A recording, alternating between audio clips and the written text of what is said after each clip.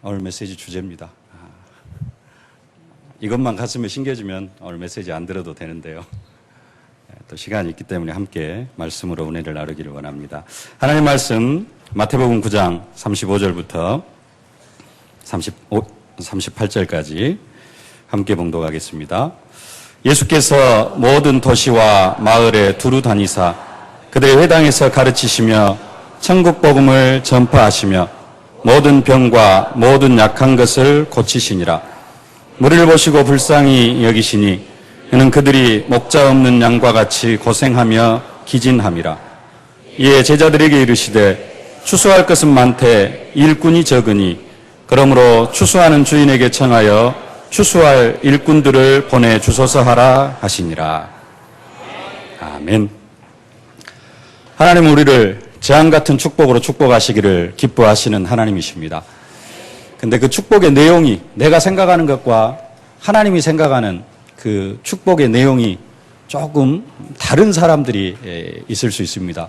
그래가지고 그 내용이 조금 안 맞다 보니까 하나님은 A라는 축복을 주시려고 하시는데 우리는 B나 C라는 그 축복을 바라보고 있다 보니까 하나님의 축복이 내게 임하는 것 같지 않고 재앙 같은 축복을 주신다고 약속하셔놓고 나에게 재앙 같은 축복이 별로 안 오는 것 같다 또 이렇게 생각을 할 수도 있습니다. 그러나 우리가 지난주 받은 말씀처럼 내가 그리스도께 속한 사람으로서 그리스도 안에서 삶을 살아갈 때 하나님은 우리의 삶을 통하여서 영광을 받으시고 우리에게 재앙 같은 축복으로 함께 하시는 줄로 믿습니다. 우리는 그리스도의 것이요 나는 그리스도의 것입니다. 우리는 그리스도의 것입니다. 우리가 고백을 했는데요. 우리가 그리스도의 것이라는 것을 고백할 때 그 의미는 나는 그리스도의 것으로서 나는 그리스도의 다스림을 받습니다. 나는 그리스도의 통치를 받습니다. 나의 통치자가 그리스도입니다라고 고백하는 것입니다. 내가 철저하게 내 인생의 지배 속에 살아가는 것이 아니라 그리스도의 지배를 받는다는 것을 의미를 합니다.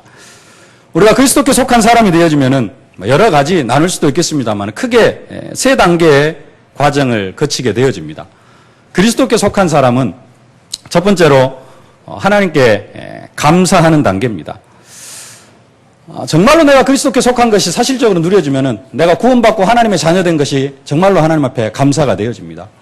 저주와 재앙 가운데 살아 운명과 팔자에 묶여 살아왔던 내가 이제는 여기에서 완전히 해방받고 하나님께 속한 사람, 그리스도께 속한 사람이 되어졌다. 감사할 수밖에 없습니다. 이때는 세상의 모든 것이 내 것이 되어진 그러한 기분이 사실적으로 누려지고요. 또 체험이 되어집니다. 정말로 그리스도가 모든 문제 해결자라는 것이 진짜로 마음에 믿어지는 그러한 단계입니다. 이렇게 감사하는 삶을 살아가다가 보면은 그 다음에 오는 단계가 있는데 이제 자기를 감사하는 단계에서 자기를 부정하는 단계가 옵니다. 자기 자신을 계속해서 죽여야 되는 그런 단계가 오게 되어져 있습니다. 그래서 사도 바울도 고백합니다. 나는 그리스도 안에서 날마다 죽노라. 내가 그리스도와 함께 십자가에 못 박혔나니 그런즉 이제는 내가 산 것이 아니다. 내가 산 것이 아니다. 나는 십자가에 못 박혀 죽어 없어지고 없다. 그래서 내가 죽는 단계, 내 자신을 계속해서 부정하는 단계, 그런 단계에 이르게 되어집니다. 그래서 사도 바울이 고백합니다. 오호라 나는 공고한 사람이로다. 이 사망의 몸에서 누가 나를 건져내랴. 예수 믿기 전에 한 고백이 아니라 예수 믿으면서 하는 고백입니다. 예수님을 그리스도로 고백하면서 하는 고백입니다. 이 단계를 거칠 때는 어떤 때냐면은 말씀과 믿음과 삶이 잘 일치가 안 되어져요. 말씀은 분명히 이렇게 선포가 되어지는데 그 말씀이 내 삶 속에 성취가 안 되어지고 또 이게 사실적으로 안 믿어질 때도 있고 또 말씀은 그렇게 지시를 하는데 그렇게 따라가지 못할 때 그리고 계속해서 생각은 옛날로 사상은 옛날 속으로 빠져 들어갈 때 그때는 나는 안 됩니다. 나는 못합니다. 이것을 계속해서 부정하는 단계. 로마서 7장 18절에 이렇게 이야기합니다. 주보에 나와 있는데요. 내 속, 곧 내 육신에 선한 것이 거하지 아니하는 줄을 아노니 원함은 내게 있으나 선을 행하는 것은 없노라. 로마서 7장 23절 내 지체 속에서 한 다른 법이 내 마음의 법과 싸워 내 지체 속에 있는 죄의 법 아래로 나를 사로잡아 오는 것을 보는도다. 내 속에서 두 가지 법이 계속해서 싸웁니다. 하나님을 사랑하려고 하고 말씀을 따라가려고 하는 법과 또 옛날 체질, 육신적인 체질, 막 이것을 따라가려고 하는 그 속에서 계속해서 싸우는 단계가 있습니다. 이런 단계가 자기 자신을 계속해서 부정하는 단계. 그때는 부정해야 됩니다. 나는 안 되고요. 나는 못하고. 그러다가 이런 과정을 거치면서 조금씩 말씀이 깨달아지고 또 말씀이 내 안에 성취가 되어지고 그러면서 사도행전 2장 1절 오순절 날이 이미 이르매 우리에게 그 오순절 마가다락방의 그 성령의 충만함이 우리에게 사실적으로 임하게 되어지면은 그때는 자기 자신의 계획과 하나님의 계획이 일치가 되어집니다. 오늘 찬송한 것처럼 성가대가 찬송한 것처럼 내 뜻이 아버지 뜻이 되어지고요. 아버지 뜻이 내 뜻이 되어집니다. 하나님의 계획과 나의 계획이 일치가 되어져요. 그때는 부정할 필요 없습니다. 나 자신을 부정할 필요가 없어요. 그냥 내 생각하는 것이 하나님의 생각이에요. 하나님의 생각이 내 생각과 일치가 되어집니다. 그때는 아유 나는 못합니다. 나는 안 됩니다. 이거 할 필요가 없습니다. 무조건 나가면 됩니다. 성령 충만한 상태에서 무조건 선포하고 외치고 나아가면 됩니다. 이것이 우리의 믿음이 자라가는 과정입니다. 믿음의 사람 모세가 그랬습니다. 처음에는 자기가 왕궁에 있으니까 뭔가 그래도 좀 되어질 것 같아가지고 감사하면서 막 뭔가를 하려고 합니다. 그러다가 자기를 부정하는 단계가 옵니다. 아, 이것은 안 되구나. 내 힘으로는 안 되구나. 이것을 40년 동안 거칩니다. 너무 부정하다가 보니까 하나님 앞에서도 자기를 부정을 합니다. 나는 안 됩니다. 나는 못합니다. 근데 하나님께서 능력과 증거를 사실적으로 보여주십니다. 그 뒤부터 모세는 나는 못합니다. 나는 안 됩니다. 그 이야기 절대 하지 않습니다. 하나님이 하라 그러면 하고요. 지팡이로 갈라라 하면은 그냥 아이고 내가 이것을 어떻게 합니까? 이런 일 절대 이야기 안 합니다. 홍해바다를 향해서 내 지팡이를 가리켜라. 잔향 내 동풍이 들어와가지고 홍해를 가릅니다. 내가 이것을 어떻게 가릅니까? 내가 반석에서 어떻게 생수가 나게 합니까? 모세는 절대 그 이야기 안 씁니다. 자기를 부정하는 단계를 지나갔어요. 사도 바울도 마찬가지입니다. 처음에 다메섹 도상에서 거꾸러지고 복음 받고 그래가지고 그리스도를 만납니다. 그때는 너무 감사해가지고 그냥 너무 충격에 휩싸여가지고 그 복음, 은혜의 복음이 너무 감사해가지고 자기가 지금까지 뭐 한 줄도 몰라요. 예수 믿는 사람 잡아 죽이러 다녔습니다. 근데 그 사람이 예수를 전하면 어떻게 되겠어요? 틀림없이 돌 맞아 죽든지 아니면은 절대 그런 사도 바울의 복음을 듣고 예수 믿을 사람 한 사람도 없습니다. 근데 그런 이성적인 모든 부분들이 다 사라져버리고 뭔만이 나옵니까? 하나님 앞에 감사, 감격만 넘칩니다. 그러다 보니까 이 감격 때문에 복음을 전할 수밖에 없어요. 근데 이게 되어집니까? 안 되어지잖아요. 그러면서 이제 13년이라는 과정을 거칩니다. 그 과정이 자기 자신을 죽이는 단계입니다. 그러다가 바나바가 이렇게 사도 바울을 부르니까 두말하지 않고 갑니다. 그러면서 안디옥 교회를 세워가고 세계 선교의 사명을 감당해 나아가는데 세계 선교의 사명을 감당해 나아가면서 아 힘들다. 아이고 내가 못하겠다. 절대 이런 이야기 하지 않습니다. 그때는 내게 능력 주시는 자 안에서 내가 모든 것을 할 수 있느니라. 하나님이 나와 함께 하시기 때문에 하나님이 나를 성전 삼고 나와 함께 하시기 때문에 하나님께서 나에게 지혜와 권능을 주셨기 때문에 모든 것을 할 수 있습니다. 이런 믿음의 단계를 거치면서 그리스도의 장성한 분량이 충만한 데까지 자라가는 그러한 모습들입니다. 우리의 믿음이 이렇게 자라가는데요.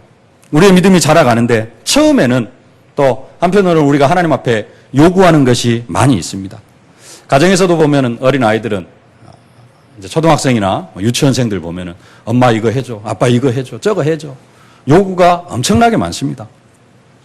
그런데 신앙이 자라가면은 우리의 믿음이 조금씩 성장해 가면은 바뀌는 것이 한 가지 있는데 그것은 우리의 요구가 줄어들고 내 인생을 통해서 하나님께서 정말로 이루시고자 원하시는 것이 뭔가 이것을 깨닫고 발견하게 되어집니다. 이것이 예수님의 마음이 내 마음이 되어지는 축복이고요. 하나님의 뜻이 내 뜻이 되어지는 축복입니다. 내 요구가 줄어들고 뭐가 늘어가요? 하나님의 마음, 하나님의 계획, 예수님의 계획, 예수님의 마음을 찾아가려고 합니다. 우리가 예수님을 믿으면서 살아가는 모든 삶을 신앙생활이라고 합니다. 그런데 막 예수 믿는 사람, 여기에도 이제 신앙생활 시작한 지 1개월, 2개월 이렇게 되신 분들도 계시는데요.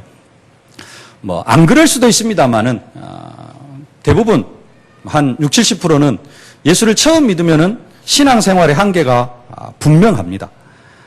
다 그렇지는 않습니다만은 처음 신앙생활을 하면은 우리 지금 상태로 하면은 이 시간, 이 예배, 주일 2부 예배 드리는 것을 신앙생활의 전부로 이렇게 생각하고 살아갑니다. 그 외의 시간에는 예수님이 생각이 날 수도 있겠습니다만은 저를 보더라도 별로 예수님 생각 안 나고 내가 주일날 11시부터 12시까지 가서 예배 드렸다. 이게 그냥 나 신앙생활 하고 있고 나 교회 다니고 있다. 이렇게 다른 사람들한테 이야기할 때가 있습니다. 틀렸다는 말이 아니라 틀린 것이 아니고 그 수준에서는 그게 맞습니다. 이제 막 신앙생활 시작하신 분들. 근데 신앙생활을 막 시작했음에도 불구하고 막 2부 예배도 드리고 집에서도 막 기도가 되어지고 이런 분들도 간혹 계시긴 합니다. 근데 보편적으로 보면은 신앙생활을 막 시작하면은 주일날 예배 한 번 드리는 것으로 신앙생활을 하고 있다라고 이렇게 스스로 생각하고요. 또 그분한테는 그게 맞습니다.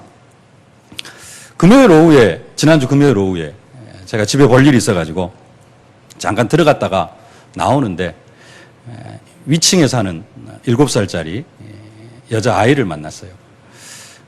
그 아이가 그 집 애들이 가끔 저희 집에 놀러를 옵니다. 그 오빠가 민성이하고 친구거든요. 제 아들하고 친구여가지고 와서 놀기도 하고 가서 놀기도 하고 그랬습니다. 그래서 이제 저는 나오고 그 애는 이제 들어가는데 계단으로 올라가는데 만났어요. 그래서 제가 그냥 무심결에 어린이집 갔다 오니 그랬더니 바로 하는 이야기가 저 어린이집 안 다녀요. 유치원 다녀요. 저는 유치원 개념이 없습니다. 왜냐? 제 아들하고 딸이 어린이집만 다니기 때문에 그루터기 어린이집만 다니기 때문에 유치원 다닌다라는 개념이 없어요. 애들을 보면은. 그래서 다 어린이집으로 그냥 제 아들들이 그러고 그냥 제가 계속해서 그렇게 살아오기 때문에 유치원 개념이 없어요. 그래서 그냥 무심결에 어린이집 갔다 오니 그랬더니 7살이거든요. 유치원 갔다 와요 그러더라고요. 그래가지고 한 발짝 걸음을 딱 떼는데 얘가 저를 보면서 하는 이야기가 민성이 오빠 아빠처럼 생겼다 그러더라고요. 그래서 제가 그랬죠. 내가 민성이 오빠 아빠야 그랬죠. 그런데 제가 그 이야기를 했더니 느닷없이 한다는 소리가 뭐라고 이야기를 하느냐. 사는 게 힘들어 죽겠어요. 월요일, 수요일, 금요일은 너무 힘들어요 그러더라고요. 아니 왜? 하고 물었더니 학원 다녀야 돼요. 그게 지금 7살짜리 인생입니다. 우리가 들으면 웃을 수 있는 그런 이야기인데요. 그 아이 스스로 생각할 때는 지금 인생이 힘들어요. 다른 애들은 어린이집 가서 유치원 가서 놀 수 있는데 걔는 월요일, 수요일, 금요일은 학원을 다니고 있나 봐요. 그래서 제가 자세히 묻지는 않았습니다. 무슨 학원 다니냐 묻지는 않았는데 조금 생각을 했습니다. 사는 게 힘들구나.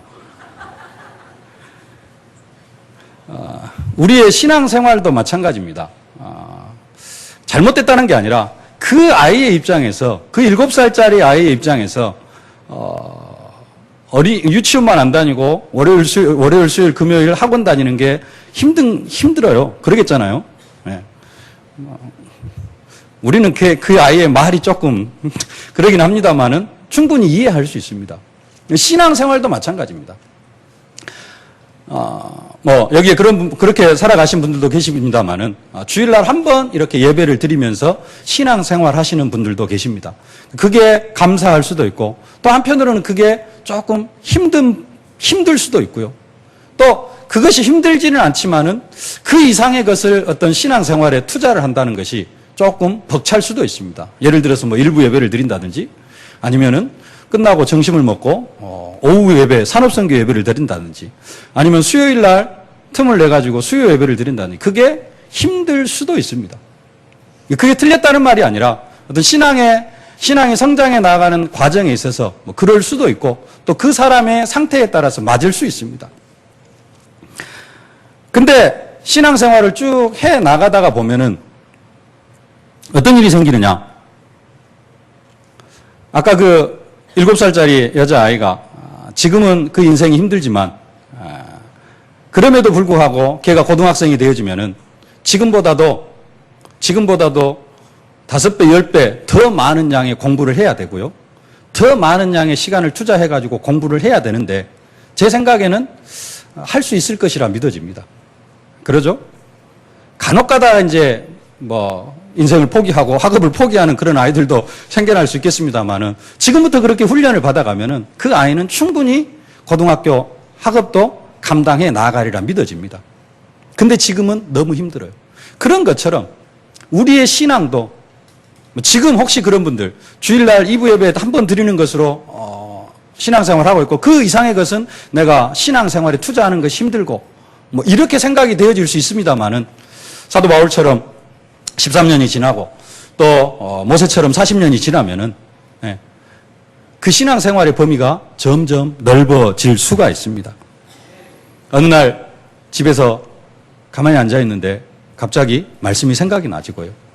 그래서 기도가 되어지고 지금까지는 통 안 되어졌던데 집에서 밥 먹을 때 기도가 되어지고 직장생활에서 밥 먹을 때 기도가 되어지고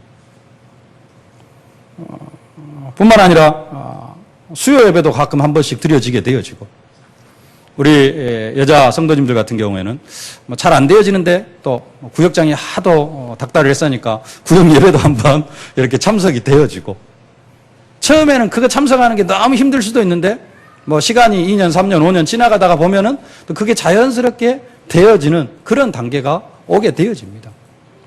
그러면서 신앙생활의 범위가 어떻게 되어져요? 점점 넓어져 갑니다.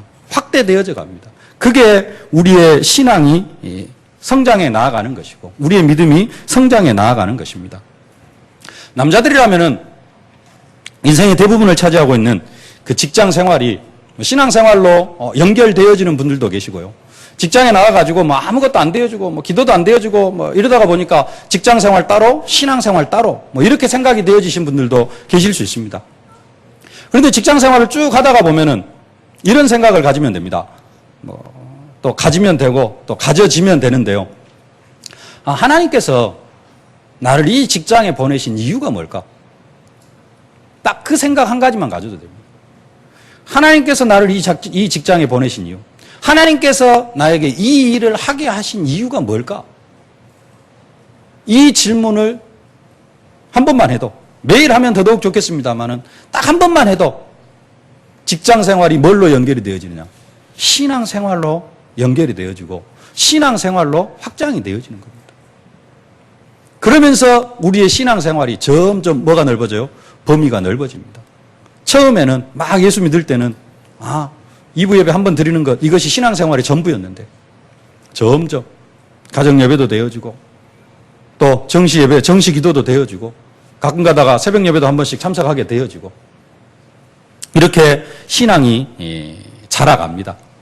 우리의 믿음이 그리스도의 장성한 분량이 충만한 데까지 자라가는 과정이고 예수님의 마음이 사실적으로 내 마음이 되어져가는 한 과정입니다. 믿음이 점점 이렇게 자라가면서 신앙생활의 범위가 넓어지는 것처럼 삶도 바뀌는데 이렇게 바뀌어질 것을 어떤 사람은 자기 자신보다 누가 더 잘하느냐? 자기 주위에 있는 사람이 더 잘 알아요. 누가 더 잘하느냐? 여자분들 경우에는 남편들이 더 잘 알고 가족들이 더 잘 알 때가 있어요. 그래가지고 하는 이야기가 있습니다. 적당히 믿어라. 적당히 믿어라. 완전히 미치지는 말아라.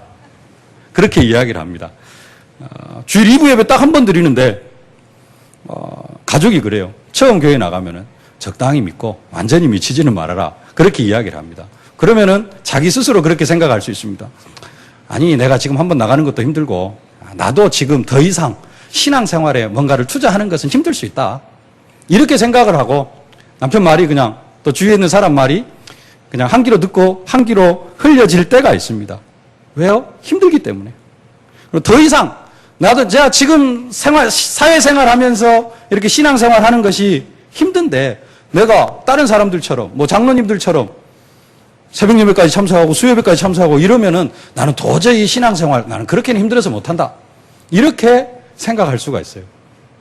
근데 어느 날 우리가 신앙생활을 하다가 보면은 나도 모르게 어린아이가 나이가 들고 하면은 자라나고 또 장가갈 때가 되어지고 또 장가가서 자식을 낳는 것처럼 우리의 신앙도 나도 모르게 그렇게 성장해 가는 것을 볼 수가 있습니다. 복음을 듣고 계속해서 말씀을 따라가다가 보면은 나도 모르게 우리의 신앙이 이렇게 성장되어져 가는 것을 볼 수가 있습니다. 근데 마음 상태는 어쩌느냐? 처음에는 예를 들어서 2부 예배 한 번만 드리는 것도 힘들 수가 있는데 나중에 그렇게 많은 시간들 신앙에 투자하면은 더 힘들어질 것 같았는데 더 힘들어지느냐? 그게 아니고 어떻게 보면 똑같이 행복할 수 있고 예배를 드리면 드릴수록 더 행복한 인생이 되어줄 수 있습니다. 그게 정상적으로 신앙이 성장하는 것입니다. 더 나아가서 무엇도 할 수 있느냐? 하나님 앞에 헌신도 할 수 있습니다. 그 헌신하는 게 힘든 게 아니라 뭐가 되어져요? 행복이 되어지고 기쁨이 되어집니다. 어렸을 때에는 부모에게 모든 것을 타다 쓰고 받아 쓰는 게 행복했는데 나이가 들면 들수록 이제는 삶이 바뀌죠. 부모에게 뭔가를 해드리고 싶고 능력이 안 돼가지고 못 해드릴 수는 있습니다만 그래도 마음은 내가 먹고 사는 것보다도 부모에게 더 마음이 가는 것. 그게 정상적인 것처럼 또 부모에게 뭔가 효도를 하면서 참된 행복을 누리는 것처럼 신앙생활도 마찬가지입니다. 처음에는 예수 믿고 말씀 성취 기도 응답 아니면은 내가 요구한 것, 내가 하나님 앞에 기도한 것 응답 받아가는 것이 참된 기쁨이 되어질 수가 있겠습니다만은 신앙이 점점 자라가다가 보면은 내가 복음을 위하여서 하나님을 위하여서 헌신하는 게 더 큰 기쁨이 되어지고 더 큰 행복이 되어지는 거예요. 이게 정상적으로 신앙이 자라가는 그러한 사람들입니다. 여러분들에게 이런 축복이 있어질 수 있기를 주의 이름으로 축원합니다. 어린아이의 신앙 상태에 머물러 있는 게 아니라 지금 그 상태에 있을 수도 있습니다. 그러나 거기에만 머물러 있을 그런 생각을 하지 마시고 내 신앙이 그리스도의 장성한 분량이 충만한 데까지 자라가야 되겠다. 이렇게 기도하면서 어느 날 여러분의 모습이 헌신하면서도 행복하고 봉사하면서도 행복한 사명 감당하면서도 행복한 그러한 믿음으로 자라가실 수 있기를 주의 이름으로 축원합니다. 그것이 예수님의 마음이 내 마음이 되어지는 그런 축복입니다. 그렇게 되어지면은 어떤 응답이 많으냐? 이미 그 예수님의 마음이 내 마음 되어진 것이 재앙 같은 축복입니다. 더 이상의 재앙 같은 축복은 없습니다. 그리고 예수님의 마음이 내 마음이 되어지면 너희는 먼저 그의 나라와 그의 의를 구하라. 그리하면 이 모든 것을 너희에게 더하시리라. 모든 것이 더하여지는 그런 응답과 축복이 임하게 되어질 줄로 믿습니다. 그러면은 예수님의 어떤 마음이 나의 마음이 되는 그런 응답을 받아야 될 것인가? 첫 번째, 예수님의 탄식이 내 탄식이 되어지면 될 줄로 믿습니다. 36절 말씀 함께 봉독하겠습니다. 무리를 보시고 불쌍히 여기시니 이는 그들이 목자 없는 양과 같이 고생하며 기진함이라. 예수님의 탄식이 나의 탄식. 탄식하면은 조금 한탄하면서 한숨을 내쉬는 국어사전을 찾아보니까 그렇게 나왔더라고요. 한탄하면서 한숨. 그러면 조금 막 절망 이런 표현이어서 조금 안 맞는 것처럼 그렇게 생각이 되어질 수도 있는데 마가복음 7장에 보면은 사람들이 기먹고 말 더듬는 그런 사람을 예수님께 데려와 가지고 예수님 앞에 안수하여 주기를 이렇게 강구를 합니다. 그때 성경이 이렇게 기록을 하고 있습니다. 마가복음 7장 33절 35절 주보에 나와 있는 말씀 함께 봉독하겠습니다. 예수께서 그 사람을 따로 데리고 무리를 떠나사 손가락을 그의 양 귀에 넣고 침을 뱉어 그의 혀에 손을 대시며 하늘을 우러러 탄식하시며 그에게 이르시되 에바다 하시니 이는 열리라는 뜻이라. 그의 귀가 열리고 혀가 맺힌 것이 곧 풀려 말이 분명하여졌더라. 기먹고 말 더듬는 사람을 예수님께 데려오니까 그 사람을 보고 예수님께서 탄식하셨습니다. 그 예수님의 탄식, 뭐 한탄하고 한숨을 내쉬는 그런 마음이 아니고 불쌍히 여기는 마음, 긍휼히 여기는 마음, 우리에게 이 마음이 있어야 될 줄로 믿습니다. 많은 사람들이 예수님을 믿으면은 응답을 받으려고 합니다. 말씀 성취, 기도 응답 받으려고 합니다. 또 나름대로 기도 제목들이 있습니다. 자녀를 향한 기도 제목, 사업을 향한 기도 제목, 가정의 재앙 같은 그러한 일들이 해결되어질 것을 기도해서 응답 받으려고 하는 그런 마음들이 있습니다. 말씀 성취의 축복을 누리려고 합니다. 조금 더 나아가서 전도가 되어지는 그런 축복을 누리려고 합니다. 그러면서 2013년도 우리에게 약속하신 재앙 같은 축복, 이 축복도 받아 누리려고 합니다. 그러나 정말로 이런 응답과 축복을 사실적으로 누리려고 하면은 우리가 받아야 될 응답이 있는데 그게 뭐냐? 예수님의 마음을 알아야 될 줄로 믿습니다. 어린아이의 신앙일 때는 예수님의 마음 몰라도 말씀 성취, 기도 응답, 전도가 되어지는 축복 받을 수 있습니다. 자녀들이나 손자들이 유치원 다니고 할 때에는 그 자녀들이, 손자들이 부모 마음, 할머니 마음 별로 신경 안 씁니다. 다 자기 중심입니다. 다 해달라 그럽니다. 엄마 물, 엄마 밥. 그러면 다 갖다 바칩니다. 어린아이 때는 그렇게 해주기도 합니다. 정 않으면 이제 때를 쓰기도 합니다. 그러면은 다 들어줍니다. 그리고 그래야 됩니다. 근데 이제 초등학교를 들어가면은 삶의 규모도 갖춰야 되고요. 뭔가, 옷도 알아서 챙겨 입고, 자기 것은 자기가 할 줄 알아야 됩니다. 커갈수록 뭘 해야 돼요? 부모의 마음을 이해할 줄 아는 자녀. 그런 자녀가 정상적으로 성장하는 자녀입니다. 그래서 뭘 할 수 있어야 되느냐? 예수님의 마음을 우리가 제대로 알 수 있어야 됩니다. 오늘 성가대가 찬양했죠. 아버지, 당신의 마음이 있는 곳에 나의 마음이 있기를 원해요. 아버지, 당신의 눈물이 있는 곳에 나의 눈물이 있기를 원합니다. 당신이 바라보는 영혼에게 나의 두 눈이 향하길 원해요. 당신이 울고 있는 어두운 땅에 나의 두 발이 향하길 원해요. 나의 마음이 아버지의 마음하라. 내 모든 뜻 아버지의 뜻이 될 수 있기를. 나의 온몸이 아버지의 마음을 하라. 내 모든 삶 당신의 삶 되기를. 이것이 우리의 최고의 기도 제목이 되어져야 될 줄로 믿습니다. 그러면 하나님의 마음을 알아야 되는데, 우리가 예수님의 마음을 알아야 되는데, 그 예수님의 마음이 뭐냐? 예수님의 어떤 탄식이 있어야 되느냐? 예수님의 탄식이 나의 탄식이 되어져야 되는데 어떤 탄식이 있어야 되느냐? 36절 말씀 하반절입니다. 목자 없는 양과 같이 고생하며 기진함이라. 목자 없는 양같이 기진하며 고생함이라. 내 주위에 있는 사람들을 볼 때 나보다 잘 사는 것 같아서 부러움의 대상, 시기의 대상, 질투의 대상이 아니라 그들이 목자 없는 양과 같이 고생하고 있는 그런 모습으로 사실적으로 보여지면서 그들을 향하여서 뭐가 나와야 되느냐? 탄식이 나와야 됩니다. 기도가 나와야 됩니다. 목자 없는 양을 보면은 편안해 보일 수도 있습니다. 그렇죠? 목자가 있으면 어떻게 됩니까? 요즘은 옛날에는 어떤가 모르겠습니다. 요즘은 양 치는 걸 보니까요. 개가 따라다니고요. 그래서 딴 데로 못 가게 막 계속해서 막습니다. 그리고 풀 있는 데로만 개가 인도하고요. 좋을 수도 있는 것처럼 보이지만 또 한편으로는 그게 구속처럼 보일 수도 있습니다. 그리고 또 양들만 함께 놔두는 게 아니라 뭘 함께 넣어요? 염소를 넣어가지고 막 들이받게 만듭니다. 함께 그냥 폭에서 죽지 말으라고요. 들이받치고 개들이 계속해서 옆에서 하고 목자가 따라다니고 이게 불편해 보일 수도 있어요. 그리고 그냥 자유롭게 양 한 마리 혼자서 그냥 들판 이렇게 딱 낭만도 있어 보이고 이렇게 보일 수도 있습니다. 평화로울 때는 낮 시간에는 그럴 수 있습니다. 그러나 밤이 되면 어떻게 합니까?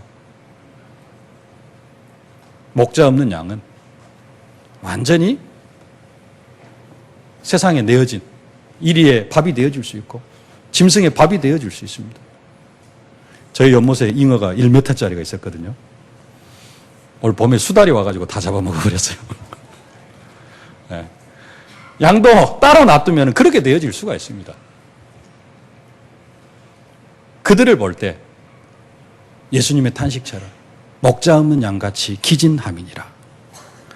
발목이 쥐덫에 걸려있는 사람, 덫에 한번 걸려보셨습니까? 네. 그런 사람들처럼 목자 없는 양같이 그 사람들이 마귀의 올무에 매여가지고 한쪽 발이 사단에게 물려있는데 그래서 피가 철철 흐르고 있는데도 그 피가 흐르는 줄도 모르고 그 속에서 행복하다. 나는 좋다. 내 인생은 행복하고 즐겁다. 그렇게 살아가는 사람들을 향하여서 뭐가 나와야 됩니까? 탄식이 나와야 됩니다. 그들이 부러운 것이 아니고 그들이 시기의 대상이 아니라 정말로 영적인 사실을 바로 알고 바로 보고 탄식이 있어야 될 줄로 믿습니다. 이 탄식이 정말로 나오면은 그 다음에 자연적으로 되어지는 게 있는데 뭐가 되어지느냐? 예수님의 기도가 나의 기도가 되어집니다. 37절, 38절 함께 봉독하겠습니다. 이에 제자들에게 이르시되 추수할 것은 많되 일꾼은 적으니 그러므로 추수하는 주인에게 청하여 추수할 일꾼들을 보내주소서 하라 하시니라. 아멘. 우리의 입에서 어떤 기도가 나오면 되느냐? 다른 기도도 많이 해야 되겠습니다만은 하나님 복음 받을 사람이 너무 많은데 복음 전할 사람이 없습니다. 일꾼을 보내주옵소서. 이 기도가 우리의 입에서 나와야 될 줄로 믿습니다. 하나님, 나와 내 가정이 정말로 저주와 재앙 가운데 묶여 있는 것이 보이고 그리스도가 모든 문제 해결자인 것이 깨달아지면 우리는 정말로 기도해야 됩니다. 하나님, 나에게 나를 양육할 일꾼을 보내주옵소서. 하나님, 나를 말씀으로 치유할 일꾼을 보내주옵소서. 자기 자신이 목자 없는 양같이 기진하고 방황하는 것이 보여지면 다른 사람을 향하여서가 아니라 가장 먼저 누구에게요? 나에게, 나를 향하여서 이 기도가 되어져야 됩니다. 나름대로 현장에서 말씀 성취 기도응답의 축복을 누리면서 승리의 신앙생활을 하고 있으면 관계가 없겠습니다만은 내가 주일날 한 번 예배드리는 것은 너무 힘들고 내가 이 세상을 이기기가 힘들고 또 우리 가정과 가문에 놓은 저주와 재앙을 내가 이기기가 힘들고 내 영적 문제도 내 힘으로 어떻게 할 수가 없습니다 하면은 다른 기도가 나오는 게 아니라 이 기도가 나와야 됩니다. 하나님, 나에게 일꾼을 보내주옵소서. 나를 제자로 세워갈 일꾼을 보내주옵소서. 나를 치유할 일꾼을 보내주옵소서. 더 나아가서 나의 가족을 향하여서 내 가족이 목자 없는 양같이 기진하고 방황하는 모습이, 고생하는 모습이 보여지면요, 내 주위에 있는 사람들이 목자 없는 양처럼 고생하고 기진하고 있는 것이 보여지면 우리는 그 영혼을 향하여서 기도가 나와야 됩니다. 하나님, 저 영혼을 향하여서 추수할 일꾼을 보내어 주옵소서. 이 기도가 여러분의 기도가 되어지실 수 있길 바랍니다. 37절, 38절을 다시 보면요, 예수님이 하신 말씀, 추수할 것은 많되 일꾼이 적으니 그러므로 추수하는 주인에게 청하여 추수할 일꾼들을 보내어 주소서. 여기까지만 보면은 기도문입니다. 그렇죠? 추수할 일꾼들을 보내어 주소서. 우리가 이대로 하면은 우리의 기도가 되어집니다. 근데 예수님께서 뭐라고 말씀하시느냐? 보내어 주소서 하라. 우리에게 명령하셨습니다. 그렇게 기도해라라는 것입니다. 예수님께서 우리에게 명령하시는 겁니다. 추수할 일꾼을 보내어 주소서, 기도해라. 이 기도가 너무 중요하기 때문에 이 기도를 할 수 있도록, 또 이 기도가 응답되어질 수 있도록 예수님께서 말씀하십니다. 하늘과 땅의 모든 권세를 내게 주셨으니, 하늘과 땅의 모든 권세를 내게 주셔가지고 세상 끝날까지 우리와 함께 하시면서 뭐 하게 하십니까? 이 기도를 하게 하십니다. 이게 너무나도 중요하기 때문에 예수님이 죽으시고 부활하신 후에 하늘과 땅의 모든 권세를 내게 주셨으니 그러므로 너희는 가서, 이렇게 말씀하시는데요, 예수님께서 십자가에 못 박혀 죽으시기 전에 이 말씀을 하시자마자 하나님께서 제자들에게 능력과 권세를 허락해 주십니다. 그게 그 다음에 있는 마태복음 10장 1절 말씀입니다. 함께 봉독하겠습니다. 예수께서 그의 12 제자를 부르사 더러운 귀신을 쫓아내며 모든 병과 모든 악한 것을 고치는 권능을 주시니라. 아멘. 이미 이 권능을 주셨는데요, 내가 누리지 못하고 있을 수 있습니다. 어떻게 사용할지 모르시는 분은 보내어 주소서 기도하실 수 있기를 바랍니다. 그런 많은 사람들이, 이런 권능을 가지고 있는 사람들이 귀신을 쫓아내며 병을 고치며 네, 약한 것을 고칠 수 있는 권능을 가지신 분들이 우리 교회 안에도 많이 계십니다. 하나님 그 일꾼을 나에게 보내어 주옵소서. 그 일꾼을 우리의 가정에 보내 주옵소서. 그 일꾼을 우리의 현장에 보내 주옵소서. 기도하실 수 있기를 바랍니다. 그렇게 되어질 때 정말로 현장의 흑암의 세력도 꺾여집니다. 정말로 예수님이 명령하신 기도가 내 기도가 되어지면 오는 응답이 있는데요. 예수님의 탄식이 나의 탄식이 되어지면 자연적으로 예수님의 기도가 나의 기도가 되어지고, 예수님의 기도가 나의 기도가 되어지면은 자연적으로 오는 응답이 있는데, 그 응답이 뭐냐? 세 번째, 예수님의 사역이 내 사역이 되어지는 그런 응답과 축복이 임하게 되어집니다.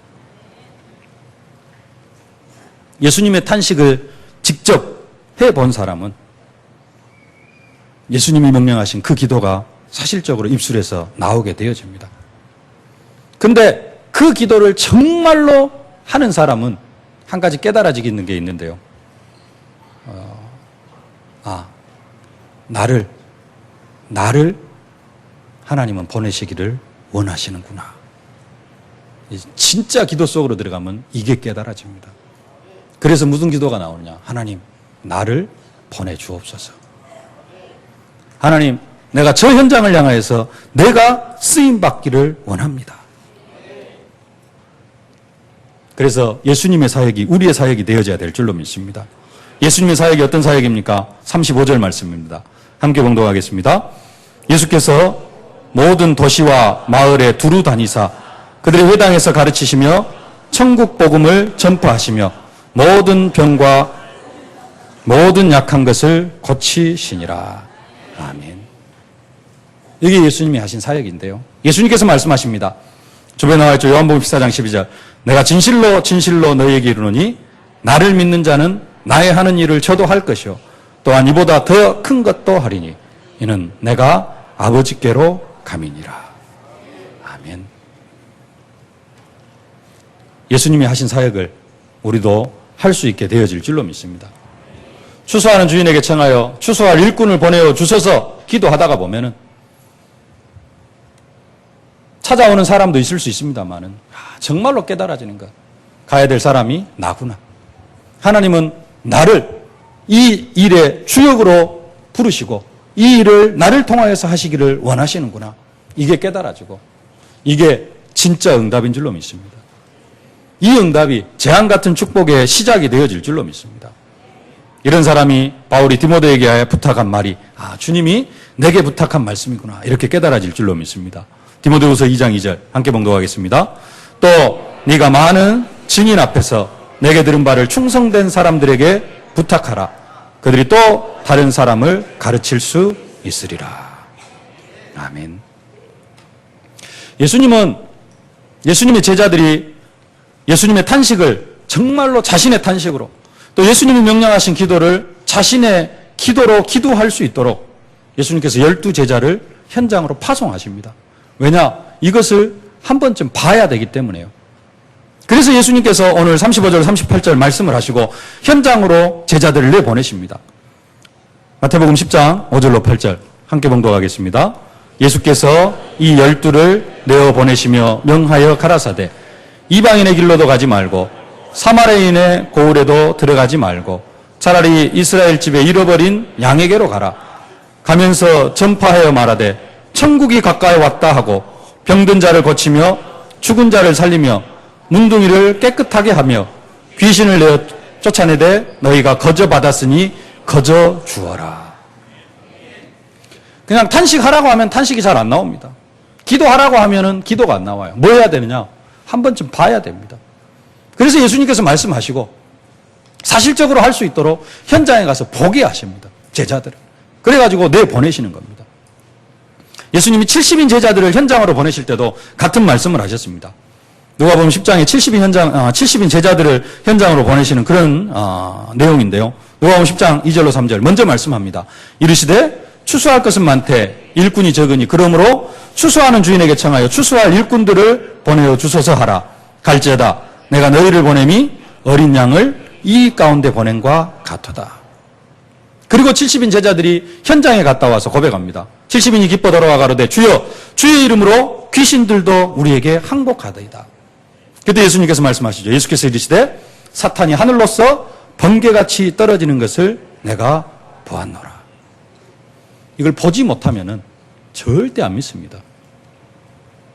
보지 못하면 믿을 수가 없어요. 2주 전인가 광야에 가서 예배를 드리는데, 우리 최민 집사님 집에 가서 예배를 드리는데 젊은 청년 하나가 왔어요. 복음을 전하는데 안 믿습니다. 자기가 체험해보지를 못했어요. 귀신 이야기를 하는데 뭔 귀신이 있어요. 자기가 체험을 해보지 못했기 때문에. 여기는 귀신을 체험하신 분들도 있고 또 성경이 말하고 있고 또 메시지를 듣다 보면 믿어지는데, 그 사람은 지금까지, 그 청년은 지금까지 귀신에 대해서 들어본 적도 없고 뭐 들어봤겠습니다마는 그냥 귀신 이야기로 네. 세상 사람들이 말하는 귀신 이야기로 없는데 그냥 남양 특집으로 지어낸 그런 이야기로만 지금까지 생각하고 살아왔어요. 그러다 보니까 귀신 이야기도 안 믿어지고, 그러다 보니까 저주와 재앙 아무리 이야기를 해도 안 믿어지고, 자기 집안의 문제 저주와 재앙으로 안 믿어집니다. 그 사람이 한번 귀신을 봐보면 바로 믿을 텐데요. 그래서 시간 나면 점쟁이 한번 찾아가 봐라 제가 그랬습니다만은, 예수님께서 사실적으로 예수님의 탄식을, 제자들의 탄식으로 예수님의 기도를 자기들의 기도로 바꿀 수 있도록 예수님께서 뭐 하셨냐? 직접 현장에 내보내셨습니다. 70인 제자들도 현장에 보냈습니다. 지난주 메시지처럼 하나님의 지혜와 권능을 우리가 가지고 있습니다. 우리가 이미 받았습니다. 뭐 하면 됩니까? 사용하면 될 줄로 믿습니다. 그 지혜와 권능을 사용하면서 예수님의 사역이 내 사역이 되어지면서 예수님이 하신 일보다 더 큰 일도 하게 되어지는 그런 응답과 축복을 누려가실 수 있기를 바랍니다. 여러분의 믿음이 크게, 지금보다 막 그냥 초등학교 1학년짜리가 중학교 3학년, 고등학교 3학년 수준으로까지 성장하면은 나중에 조금 급하게 또 시험에 들 수 있습니다만은, 하여간에 지금 상태에 머물러 있는 것이 아니라 하나님, 나의 믿음이 나의 분량에 따라서 자라가게 하여 주옵소서. 무엇보다도 오늘 말씀처럼 예수님의 탄식이 나의 탄식이 되어지길 원합니다. 예수님의 기도가 나의 기도가 되어지길 원합니다. 사역부터 하려고 하지 마시고 이 두 가지가 되어지면은 예수님의 사역은 자연적으로 나의 사역이 되어지는 응답과 축복을 누리게 되어질 줄로 믿습니다. 말씀을 맺겠습니다. 성전 미문에 앉아 있는 안진뱅에게 필요한 것이 돈이 아니라 예수 이름이라는 사실이 보여져야 됩니다. 이게 보여질 때 뭐가 되어집니까? 예수님의 탄식이 되어집니다. 그리고 이것이 보여질 때 베드로가 선포합니다. 은과 금은 내게 없거니와 내게 있는 것으로 내게 주노니 나사렛 예수 이름으로 일어나 걸어라. 선포하고 손을 잡아 일으키니까 나면서부터 안진뱅이 된 병자가 일어나는 기적을 체험합니다. 여러분의 탄식과 기도와 사역을 통하여서 안진뱅이뿐만 아니라 무너진 가정, 사탄에게 붙잡힌 영혼이 치유되어지고 제자로 세워지는 그런 재앙 같은 축복이 임하여 줄 수 있기를 주의 이름으로 축원합니다. 기도하겠습니다. 살아계신 아버지 하나님, 은혜를 진심으로 감사를 드립니다. 하나님, 우리가 하나님 앞에 요구하고 또 우리가 하나님 앞에 응답받을 많은 기도의 제목들이 있습니다만은, 하나님 그 위에 예수님의 마음이 내 마음이 되어지기를 원합니다. 하나님의 뜻이 나의 뜻이 되어지기를 원합니다. 하나님의 마음이 있는 곳에 우리의 마음이 있기를 원합니다. 하나님 성령으로 충만하게 하여 주시옵소서. 정말로 예수님의 탄식, 세상을 향하여서 아버지 하나님, 많은 예수 믿지 않는 사람들을 향하여서 예수님의 탄식이 있게 하여 주시옵소서. 목자 없는 양과 같이 고생하며 기진함이라. 부러움의 대상이 아니라, 시기 질투의 대상이 아니라 정말로 목자 없는 양과 같이 고생하며 기진하고 있는 모습들이 보여지면서 예수님의 탄식이 나의 탄식이 되게 하여 주시옵소서. 하나님, 그들에게 복음을 증거할 일꾼을 보내어 주소서. 예수님의 기도가 나의 기도가 되어져서 이제는 정말로 나를 통하여서 이 사역을 감당해 나아가시기를 원하시는구나. 예수님의 사역이 나의 사역이 되어지는 응답과 축복으로 함께하여 주시옵소서.